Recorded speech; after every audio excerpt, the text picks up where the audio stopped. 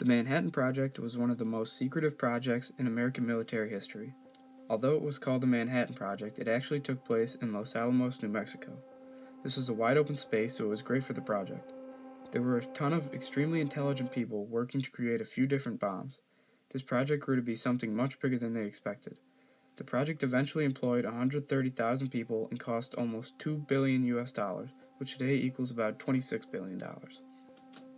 The project was mainly a US project, but was worked on by many other scientists from Britain. Although the US and Britain were in an alliance with Russia, they never really let Russia to be a part of the project. They kept it a secret from the Soviets until the first test was successful. The first atomic bomb ever created was called Gadget. It was tested in a very open area out in New Mexico. The bomb was hoisted up to the top of a metal structure and eventually dropped from there. They tried to take into account the fact that if it were ever used, that it would be dropped from much higher, but there was no safe way to test that at the time. The first testing occurred with no problem. The Americans thought that they had just created a huge advantage over any of their enemies. While this was happening, though, there was a very important conference going on. The important conference was the Potsdam Conference. At the conference, the three main men in the alliance, Harry Truman, Winston Churchill, and Joseph Stalin, met to discuss the ending of World War II. Before big discussions started, Harry Truman was informed that the first atomic bomb was detonated and worked as they wanted. Truman went through this conference with a lot of confidence because he knew that they wouldn't need the help of the Soviets to beat the Japanese anymore. Truman acted a bit arrogant throughout. Once there was a break in the discussing, Truman decided he would tell Stalin about their new invention. Truman told him the news as other American officials looked on. As Truman told him, there was no expression on Stalin's face, almost as if there was no surprise to him that they had invented the atomic bomb. All Stalin said to Truman was, "It's good to hear of this new invention."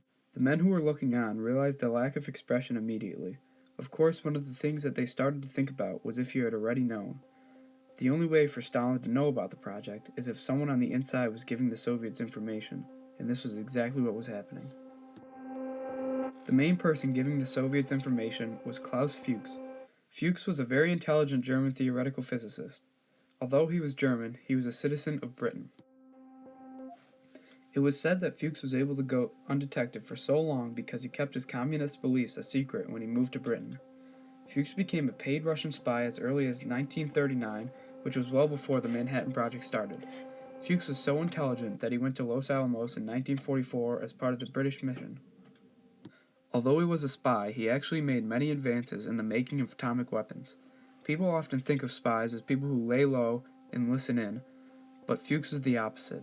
In fact, he helped so much that it was said if they had limited the passing of information to only the top scientists, that he would be in that group. In his years helping the project, Fuchs passed enough information to the Soviets to advance the Russian timetable for a bomb up to a whole year.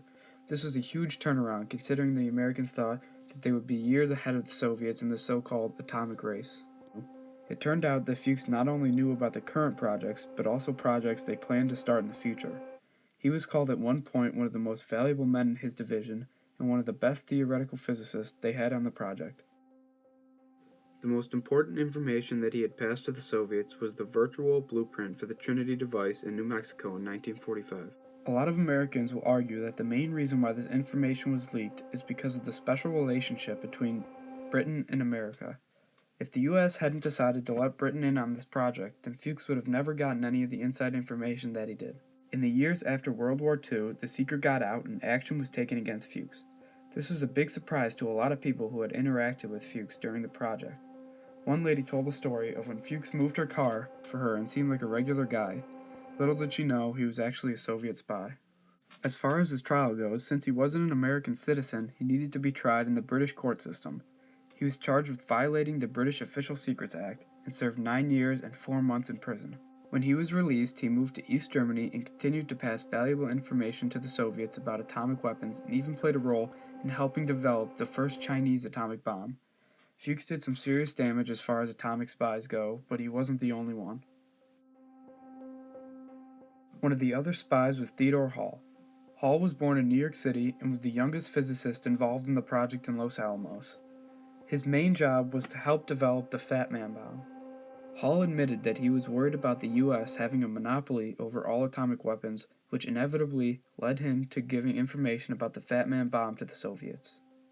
Along with this information, he informed the Soviets of several processes for purifying plutonium. Hall's situation was much different from Fuchs, who had a communist background. Hall was born in New York City, where there is little possibility of him developing communist beliefs. Hall's motives were purely fear of an atomic monopoly. Although Hall was highly involved in passing valuable information to the Soviets, he was not tried in court until long after the project. In 1955, he was not charged with any crimes. One other atomic spy was David Greenglass. As well as Hall, he was born in New York City. Greenglass became an engineer and was hired to the Los Alamos project in August of 1944. His major offense was giving the Soviets crude schematics of certain lab experiments that took place. The more interesting story involving Greenglass was about his trial, though. He himself was obviously charged with a major offense and served 9.5 years in prison, but it's what he did to his sister and brother-in-law that really surprised people. There were reports that there were special codes typed and sent to the Soviets.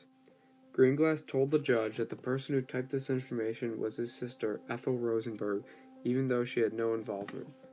The person who actually typed this information was his wife, Ruth. Ruth was never charged with any crimes and was waiting for David when he got out of prison. As well as falsely accusing his own sister of passing information to the Soviets, Greenglass turned in his own brother-in-law, Julius Rosenberg, for spying. Because of this information that Greenglass provided to the judge, both Ethel and Julius Rosenberg were executed using the electric chair, even though Ethel was completely innocent. After his release from prison, Greenglass admitted to lying under oath in the court of law, but by that time no charges could be filed. Alan Nunn May isn't as well known for his spy work involving the atomic bomb, but the things that he did had a major effect on national relationships. May, same as Fuchs, is a British citizen and got caught giving the Soviets American intel about the atomic bomb. This led to the end of American and British exchange of information. Because of what Fuchs and May did to this special relationship, Americans no longer shared atomic secrets with Britain. Some people thought the passing of information wasn't a big deal because the Soviets would build their own atomic bomb eventually, but when Russia got the intel, it was a big deal because it led directly into the Cold War.